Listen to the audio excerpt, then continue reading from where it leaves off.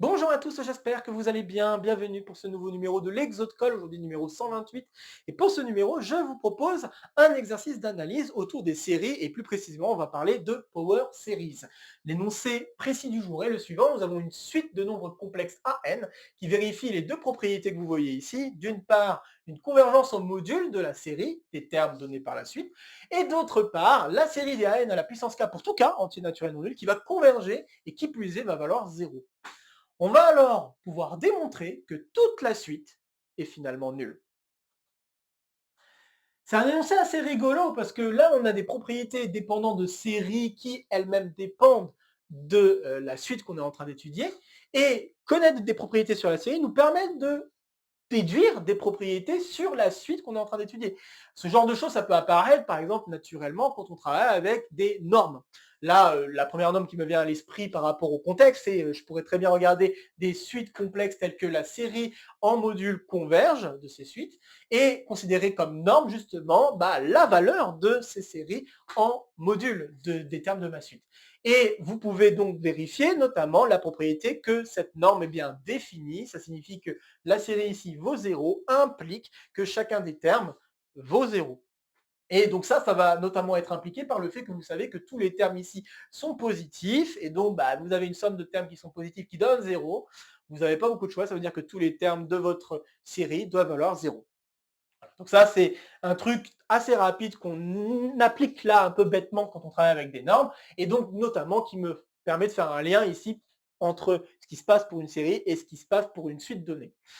Alors, peut-être que quelques-uns d'entre vous ont pu penser au cas réel. Et en effet, si vous pensez au cas réel, l'énoncé que j'ai donné ici, vous pouvez largement le simplifier et donner une résolution très simple de l'exercice. En effet, si je travaillais avec que des nombres réels, le fait juste de savoir pour k égale de ce qui se passe vous suffit amplement.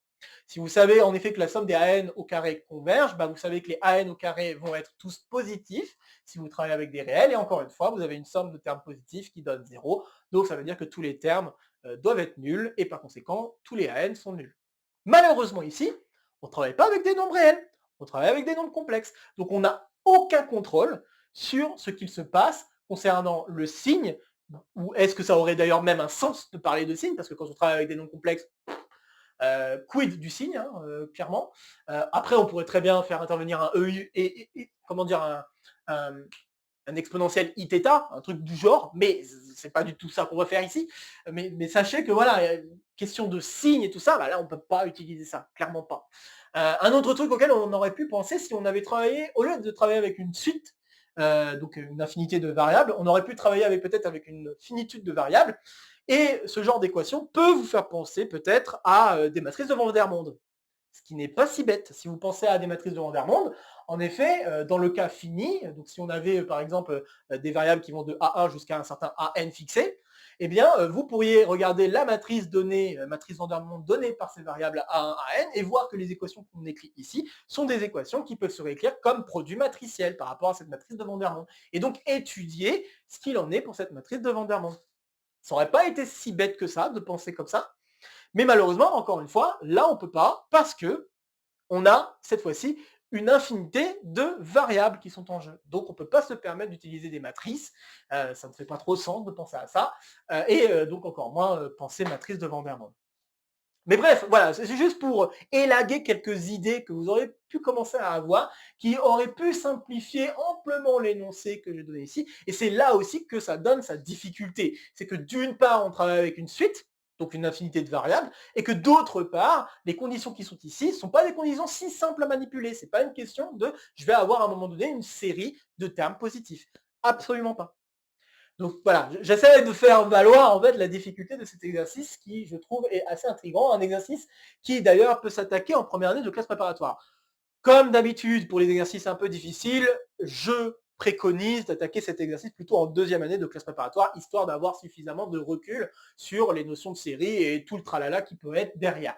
Mais sachez que cet exercice peut très bien s'attaquer en première année de classe préparatoire. Il n'y a pas besoin d'avoir énormément de connaissances pour attaquer cet exercice. Vraiment des connaissances sur les séries, de manière un peu générale, et puis peut-être 2-3 propriétés sur les polynômes. Car oui, de manière un peu cachée, il va quand même y avoir des questions de polynômes. Est-ce que j'ai autre chose à ajouter? Je ne pense pas, donc je vais vous inviter à faire une pause sur la vidéo dès maintenant pour essayer de résoudre l'exercice avant que je ne vous donne tout d'abord un plan de résolution, puis ensuite qu'on se lance dans la résolution elle-même de l'exercice. Ok, j'espère que vous aurez essayé, donc je vais vous proposer un plan d'attaque. Le plan d'attaque va consister à démontrer le résultat par l'absurde.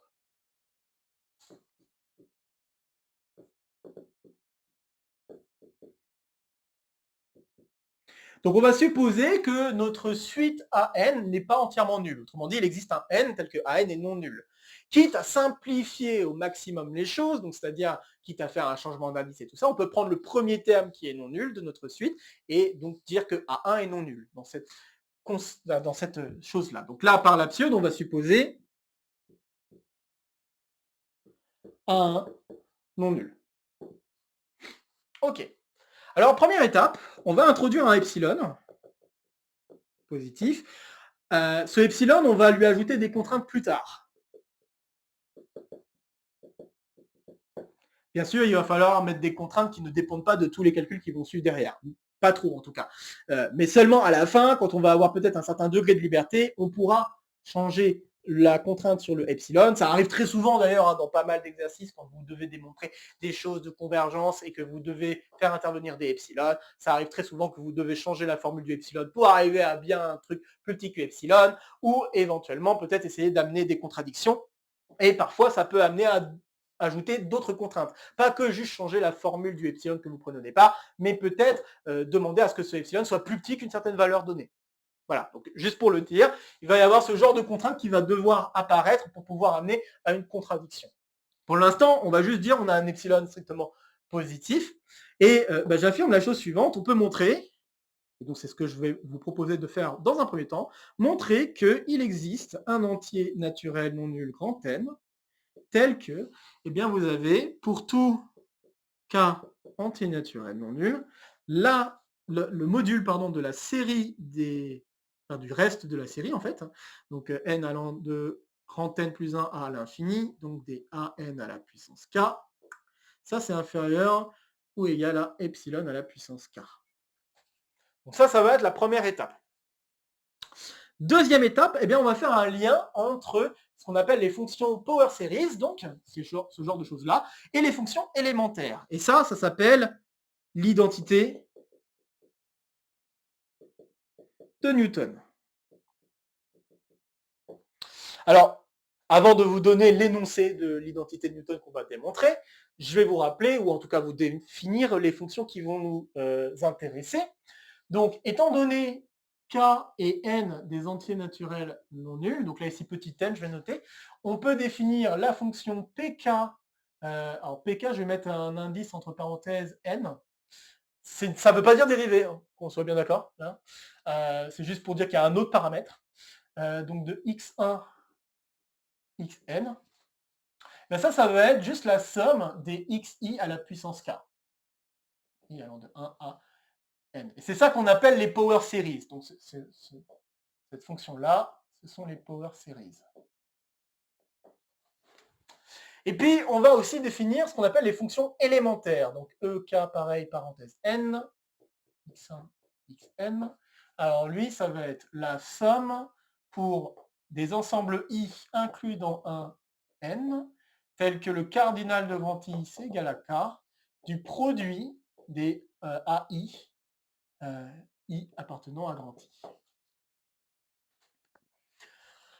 Et donc ça, c'est ce qu'on appelle les fonctions élémentaires. Donc, fonctions élémentaires. Alors, il y a plein de trucs que je pourrais dire sur ces fonctions. Je vais les dire rapidement. Par exemple, les deux fonctions que je viens de vous donner, ce sont des fonctions qu'on appelle symétriques.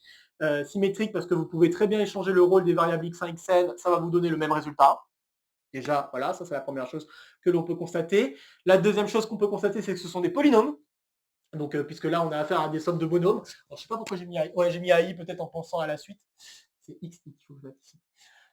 Donc ce sont des monômes dépendants des xi bien sûr qui sont en jeu, et tous ces monômes d'ailleurs sont tous de même degré, le degré étant k pour chacun des deux cas, Et du coup, ce sont aussi ce qu'on appelle des polynômes homogènes. Ça veut dire que si je mettais un fois lambda partout, là, donc lambda fois x1 jusqu'à lambda fois xn, le lambda va sortir avec la puissance comme étant le degré du polynôme en jeu. Donc nous avons ici des fonctions polynomiales, symétriques, homogènes de degré k.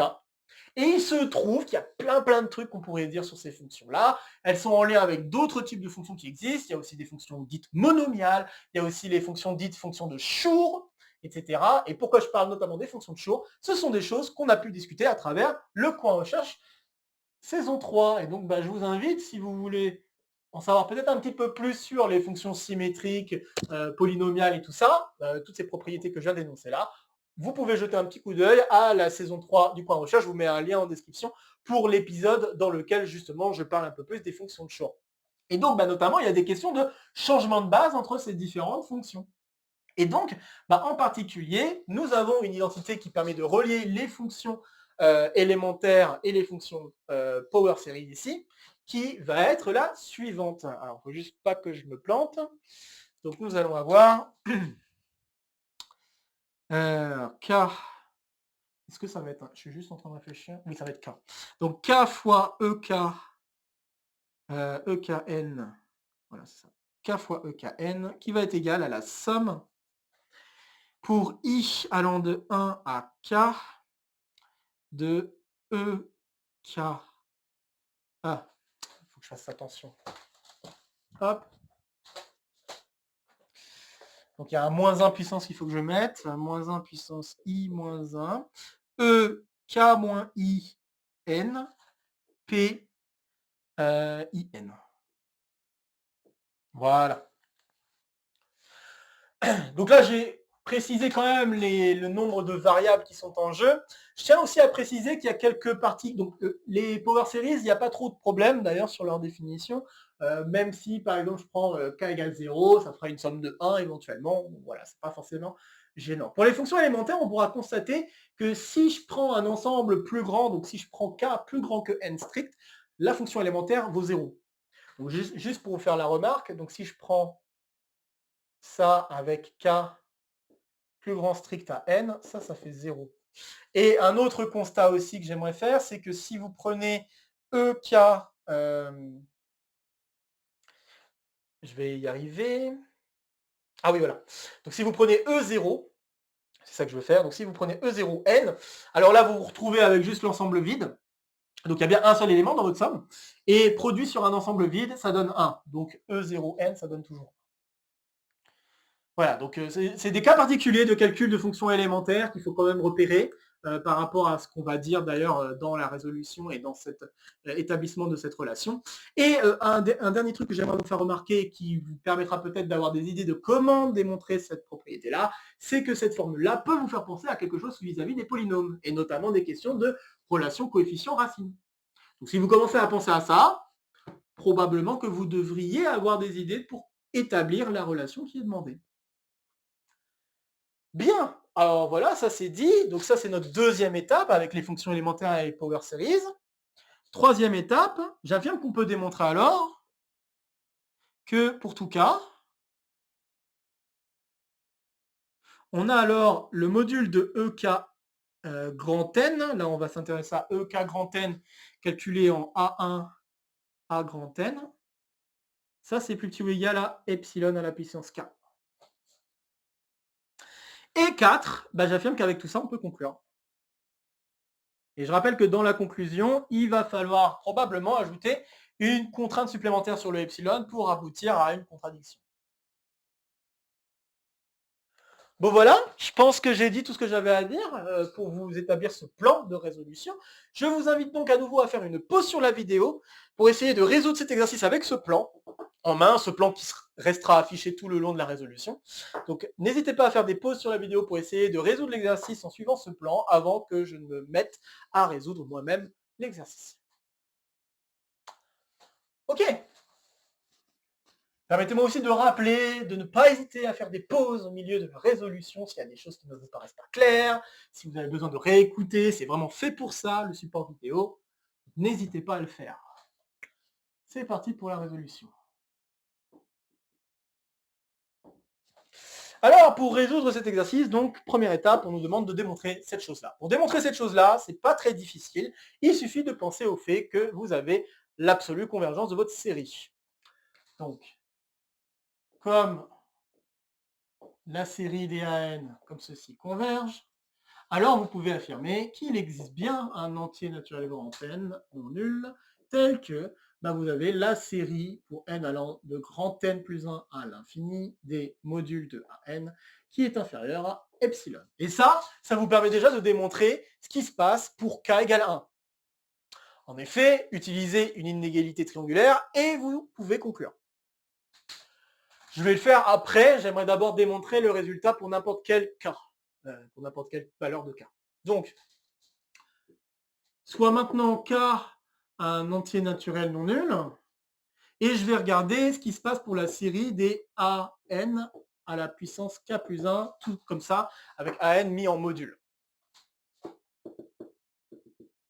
Alors là, il y a un petit truc rigolo, c'est que comme vous savez ça, vous savez que tous les termes qui sont dans cette série sont positifs, et par conséquent, chacun de ces termes doivent être plus petit que epsilon. Ça implique que pour tout n plus grand que ce grand n, strictement, vous avez que le module de AN est plus petit que epsilon. Ok, cool. Et donc, vous pouvez utiliser cette inégalité bêtement. Donc, j'ai oublié de mettre un égal. Vous pouvez utiliser cette inégalité bêtement là-dedans, en disant, voilà, vous avez AN à la puissance k qui est donc inférieur à epsilon puissance k. Donc là, vous pouvez donc écrire ceci, somme pour n allant de grand N plus 1 à l'infini de epsilon puissance k fois le module de AN. Le epsilon puissance k, vous pouvez le sortir et vous vous retrouvez à nouveau avec votre série, reste de série convergente, qui est majorée par epsilon. Et donc, très rapidement, vous avez en effet la majoration par epsilon à la puissance k plus 1. Et donc c'est terminé, j'ai traité toutes les valeurs de puissance possibles. Ici, c'était puissance 1. Et ici, quand vous prenez k plus grand que 1, ce truc-là, c'est plus grand ou égal à 2.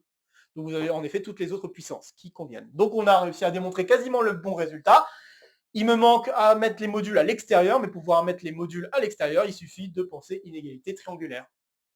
Ainsi, pour tout cas entier naturel non nul, nous avons le module pour n allant de grand N plus 1 à l'infini de AN à la puissance k, qui est inférieur ou égal par inégalité triangulaire à la série n allant de grand N plus 1 à l'infini du module de AN à la puissance k, et ça, comme on vient de le démontrer, c'est plus petit que epsilon à la puissance k. Yes. Donc voilà, on vient de établir le premier point. Maintenant, on va démontrer l'identité de Newton. Enfin, n'hésitez pas à faire des pauses, à faire demi-tour sur la vidéo au besoin. Alors, le deuxième point est un peu plus technique. Et bon, j'ai essayé de vous donner quand même une indication en vous disant il y a une question de relation coefficient-racine. Alors, pour démontrer cette identité, ce qu'il faut faire, c'est démontrer le cas de figure où petit k est égal à petit n. Il faut d'abord attaquer ce cas de figure-là. Donc, petit k égale petit n. Et s'intéresser notamment à un polynôme bien précis. C'est pour ça que je vous avais dit, il y a tout intérêt à penser, à travailler avec un polynôme précis dans cette affaire. Donc si je dis, considérons P, je pourrais l'indicer K, mais je ne vais pas le faire, donc P de grand X comme étant le produit de X moins petit xi, I allant donc de 1 à K. Donc si je considère ce produit-là, alors, en le développant, je vais avoir les formules de relation coefficient-racine. Et notamment, ces formules m'indiqueront que j'obtiendrai x à la puissance k moins e1 k x à la puissance k moins 1 plus e2 k x puissance k moins 2, etc. jusqu'au dernier, plus moins 1 puissance k e k là-haut k. Voilà. Donc, on obtient ces résultats-là, et je vous rappelle que chacune de ces valeurs de fonction élémentaire, c'est exactement ce à quoi vous pensez. Ici, c'est la somme des racines. Ici, c'est la somme des produits de 2 racines. Ici, ensuite, vous avez la somme des produits de 3 racines, etc. jusqu'à la somme des produits de k racines, mais vous n'avez qu'un seul produit de k racines que vous pouvez faire, donc c'est juste le produit des k racines. Très bien, donc vous avez cette relation-là, et donc bah, vous savez que chacun des xi est une racine de ce polynôme. Donc vous savez que, donc je vais peut-être dire, je ne sais pas si xi est un bon choix, on va dire que oui. Donc je sais que p de xi, ça fait 0.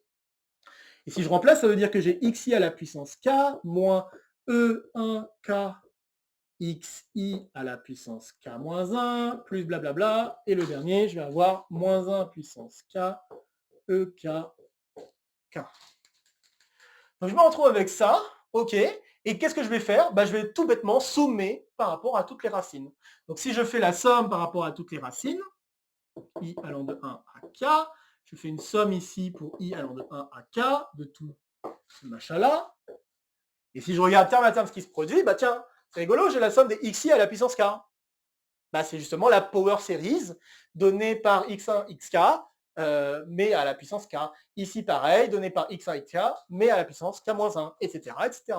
Donc, j'obtiens ici 0, puisque 0, ça ne changera rien, hein, vu que chacun des xi est une racine du polynôme p, donc bah, ça ne change absolument rien au calcul ici. 0 doit être égal donc à pk k moins e1 k p k k-1, jusqu'à moins 1 puissance k fois k, parce que là, il n'y a rien qui se produit ici quand je l'additionne, il n'y a pas de xi qui apparaît et qui change d'indice, là, juste k fois la même chose, donc k fois e k puissance k, là-haut. Et donc, bah, vous voyez très vite se dessiner l'identité qui était demandée. Si je mets donc ce terme-là de l'autre côté et que je multiplie par moins 1 puissance k, alors il faut juste faire un tout petit peu attention, mais normalement, on doit bien en effet retrouver cette formule qui est ici. Donc voilà, si je fais comme je viens de le dire, je vais avoir alors k, k comme ceci, qui va être égal à, alors bon, c'est juste que la série est écrite à l'envers, mais si vous remplacez donc par k, vous allez avoir moins 1 à la puissance k, moins 1, si je ne fais pas de bêtises, c'est ça, fois ensuite E, donc là, si je remplace par k, ça fait E0, mais EZ, alors ça c'est pas 0 ça? Je réfléchis. Ah oui, si, E0 ça fait 1, donc c'est bon. Donc 1 fois ensuite P, P kk. Donc c'est très bien, c'est en effet ça. Donc le premier terme, j'ai bien moins 1 puissance k moins 1 parce que j'ai le fait de mettre ce truc-là de l'autre côté, c'est moins 1 puissance k moins 1 qui va ensuite être divisé, si vous voulez, ou multiplié de l'autre côté. Donc ça marche.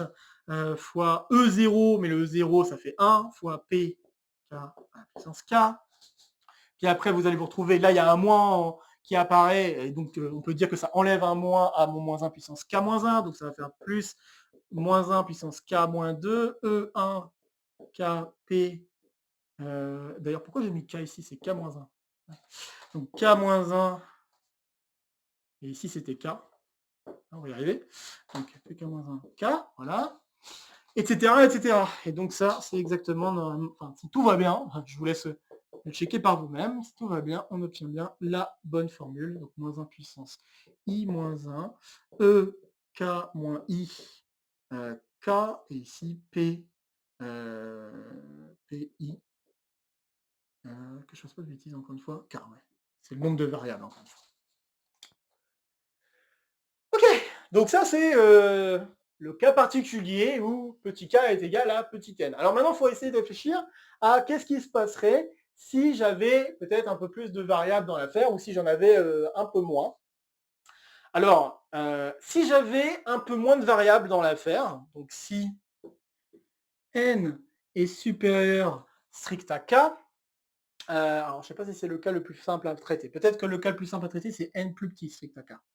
Donc si n est plus petit strict qu'à k, il y a quelque chose de remarquable là-dedans, c'est que si je fais ekn de x1, xn, ben ça c'est la même chose que ekk de x1, xn. Et oui, comme k est plus grand que n, je peux ajouter des zéros. Donc ici, k moins n fois. Et même chose pour les power series, hein. Donc même chose pour le lien entre pkn et pk K. C'est la même chose. Et donc, bah, ça veut dire que vous pouvez en déduire la relation de Newton en remplaçant K par N sans trop de difficulté, juste en voyant cette relation-là comme la même que celle-ci, mais en mettant des zéros. Voilà, donc c'est pas très difficile de traiter le cas où n est plus petit strict à k. Et puis le cas où n est plus grand que k, alors là c'est un petit peu plus subtil, il faut penser à regarder les monômes. Quand on regarde les monômes, il n'y en a pas plus que k variables qui sont en jeu. Donc chaque monôme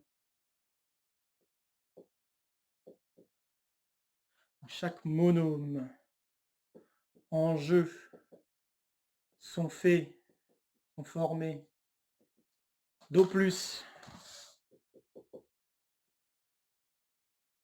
k variables. Et en fait, bah, vous pouvez appliquer l'identité de Newton que vous avez obtenue pour k variables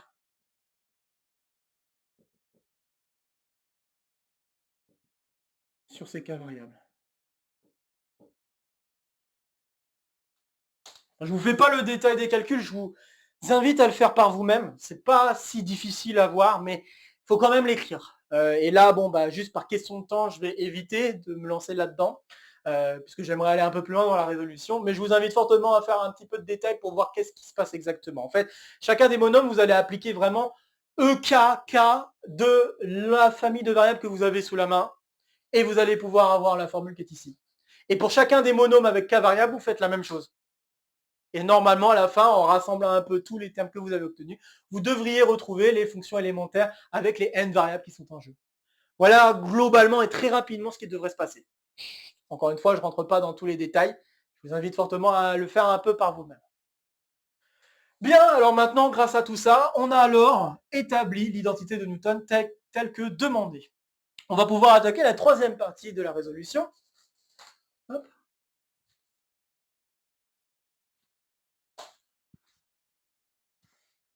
Et cette troisième partie, c'est de majorer les fonctions élémentaires évaluées en les premières variables A1 à grand N.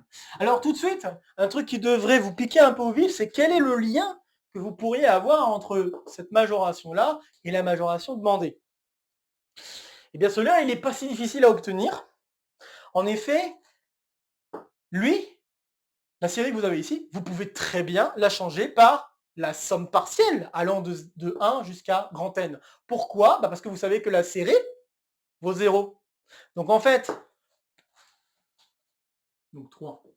Vous savez en fait que la série, donc la somme pour n allant de 1 à l'infini, des an à la puissance k, ça fait 0. Ce qui veut dire que la somme pour n allant de 1 à grand N des an k, ça n'est rien de plus que l'opposé de la somme pour n allant de grand N plus 1 à l'infini des an puissance k.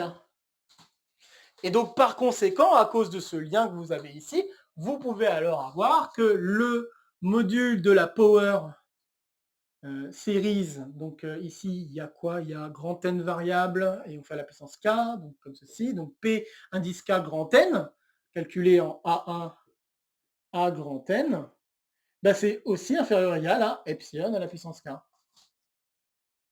Et c'est là où vous commencez à avoir le lien. Alors par récurrence, alors cette fois-ci, on va faire une preuve par récurrence, pas comme on l'a fait ici, il n'y avait pas besoin de récurrence dans ce premier cas. Dans le deuxième cas, il va falloir avoir une récurrence. On peut prouver par récurrence que le EKN va être lui aussi majoré par des puissances de epsilon de plus en plus grands. Et donc, bah, il suffit d'utiliser les relations qui sont en jeu. Donc, pour utiliser les relations qui sont en jeu, donc encore une fois, oui, K est un entier naturel non nul, hein, je reprécise, parce que si K égale 0, on l'a vu, ça fait 1. Là, ici, K égale 1, donc il n'y a pas forcément de problème avec ce epsilon maintenant.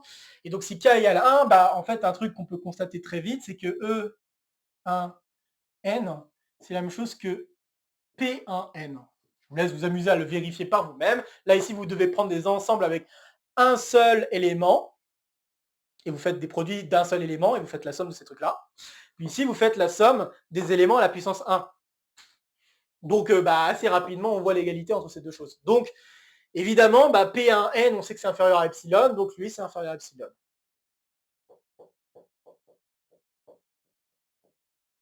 Donc là, on se lance sur une preuve par récurrence. Je vous ai fait ici récurrence.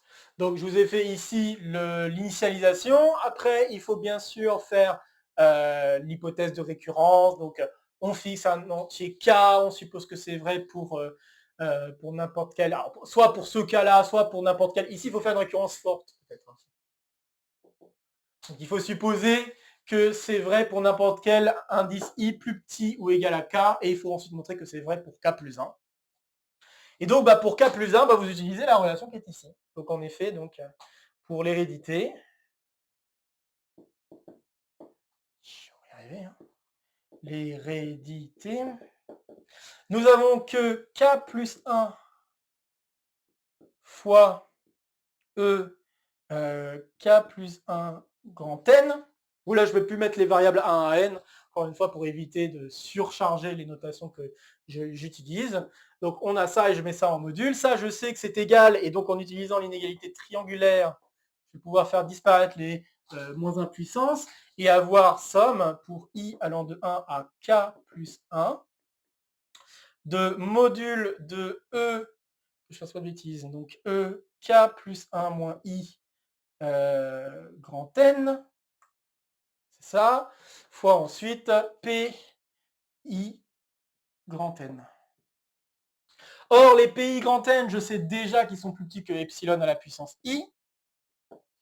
Et eux, par hypothèse de récurrence, puisque là on est inférieur ou égal à K, hein, cet indice-là est inférieur ou égal à K, puisque l'indice I est compris entre 1 et K plus 1, donc K plus 1 moins quelque chose qui est plus grand que 1, vous vous retrouvez avec un truc qui est plus petit que K, voilà, et jusqu'à 0, enfin jusqu'à 0. Donc vous allez vous retrouver à pouvoir majorer ce truc-là par epsilon à la puissance K plus 1 moins I.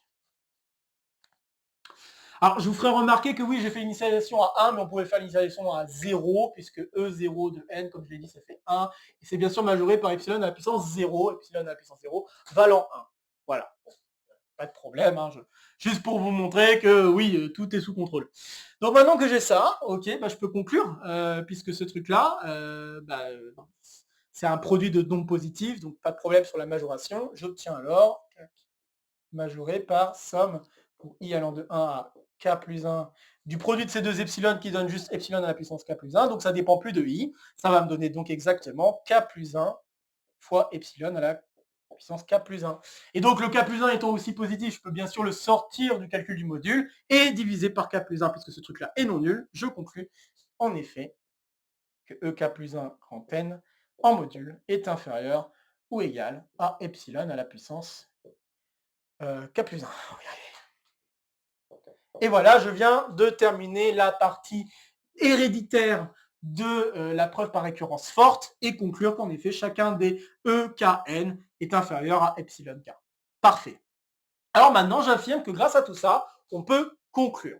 Et nous allons conclure notamment en utilisant le fait que A1 est non nul. Car jusqu'ici, tout ce que j'ai établi, je n'ai absolument pas utilisé la question du fait que A1 était non nul. Et c'est seulement maintenant qu'on va s'en servir.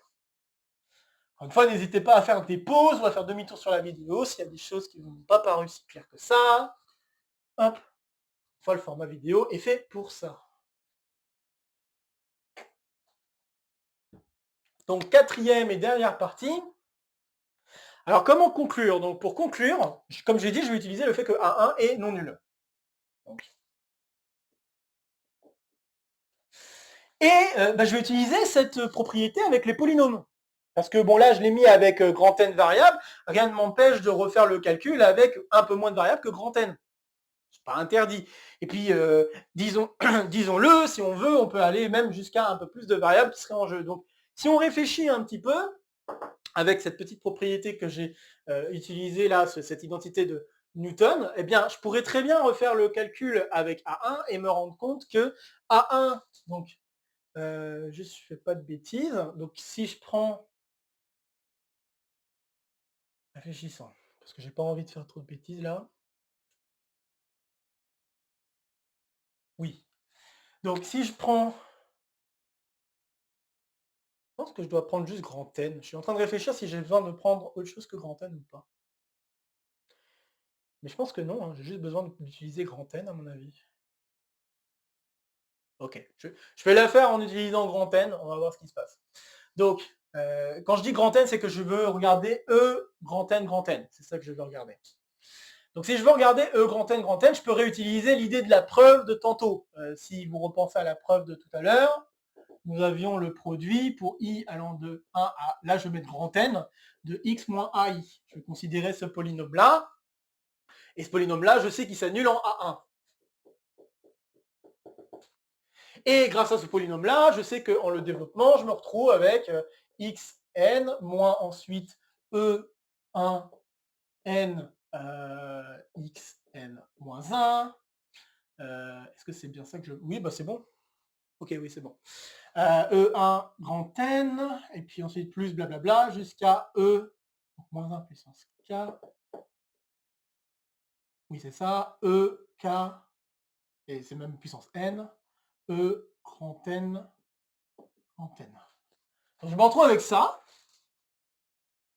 en développement avec mes fonctions élémentaires. Et donc je peux remplacer maintenant le x par A1 et modifier un tout petit peu ce que je viens d'écrire en faisant intervenir des modules partout.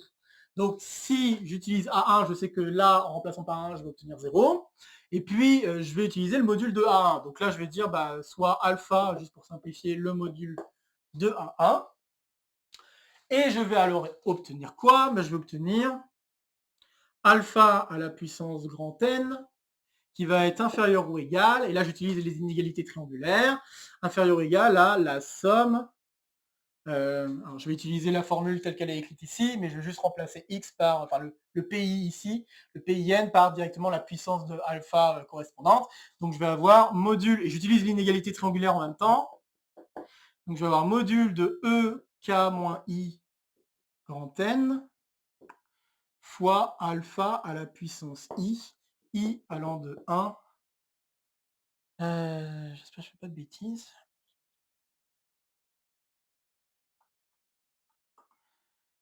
Réfléchissons, est-ce que je suis en train de faire une bêtise? Oui, je suis en train de faire une bêtise. C'est pas ça que je veux faire. Excusez-moi, je vais y arriver. Je vais y arriver. Je veux juste utiliser cette relation. J'ai pas envie d'utiliser l'identité de Newton. Je l'ai déjà utilisée. Je ne vais pas l'utiliser 2 fois. Donc, ce que je veux faire exactement, c'est xn, donc alpha puissance n, je le mets de l'autre côté, et tout ça, je le mets du côté droit, ce qui veut dire que je vais juste l'écrire en termes de somme pour l'instant. Ouais, voilà, en faisant l'inégalité triangulaire si on veut. Donc j'ai E1n module fois alpha puissance n-1, plus ensuite E2 grand N, voilà, alpha puissance grand N-2, plus blablabla, jusqu'à E grand N grand N. Voilà ce que je voulais. On va y arriver. Donc j'ai cette chose qui apparaît, et puis ensuite, je sais que chacun des EIN est majoré par une puissance de epsilon i. Donc là, je vais pouvoir remplacer et dire que ça, c'est majoré par epsilon alpha puissance n-1 plus epsilon carré alpha puissance n-2 jusqu'à, ici, je vais avoir epsilon à la puissance n. Et petit à petit se dessine quelque chose qui ressemble à une série géométrique. Donc très bien, on a envie d'utiliser cette question de série géométrique, je pense que ça coule de source. Je vais diviser par alpha puissance n pour voir un petit peu ce qui se passe, et en divisant par alpha puissance n, je vais probablement avoir un 1 sur alpha qui va apparaître, et un truc, oui, donc je vais avoir un 1 sur alpha, ici 1 sur alpha carré, etc. Donc je vais me retrouver avec quelque chose qui ressemble vraiment à la série géométrique que je veux. Je vais avoir alors que 1 est inférieur ou égal à epsilon sur alpha. Je suis en train de vérifier que j'ai pas fait de bêtises, mais donc epsilon sur alpha plus epsilon sur alpha le tout au carré jusqu'à epsilon sur alpha à la puissance grand N.